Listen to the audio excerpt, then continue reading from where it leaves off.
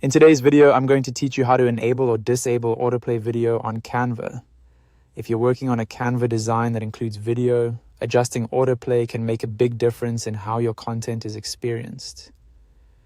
Whether you want the video to begin playing automatically or you'd rather have viewers started manually, Canva makes this setting fairly easy to change once you know where to look. To get started, open your design in Canva. Make sure you're inside the project that contains the video you want to update. This is important because the autoplay setting is applied to the specific video element you select within your design. Once your design is open, click on the video itself to select it.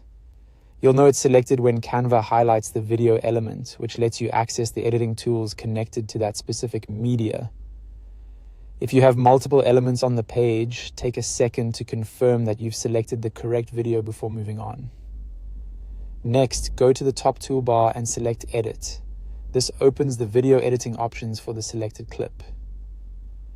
If you don't immediately see the setting you need, don't worry. Some controls are grouped inside the editing panel rather than being displayed directly in the main workspace. Now look over to the panel on the right side of the screen. In the Video Edit panel, scroll or scan downward until you find the Playback Settings section. This area is usually closer to the bottom of the panel, so you may need to look near the end. In Playback Settings, you'll see an option labeled Play Automatically, along with a toggle switch beside it. To enable autoplay, click the toggle so the setting is turned on. To disable autoplay, click it again so the setting is turned off. That's all you need to do. The change takes effect based on the current state of that toggle.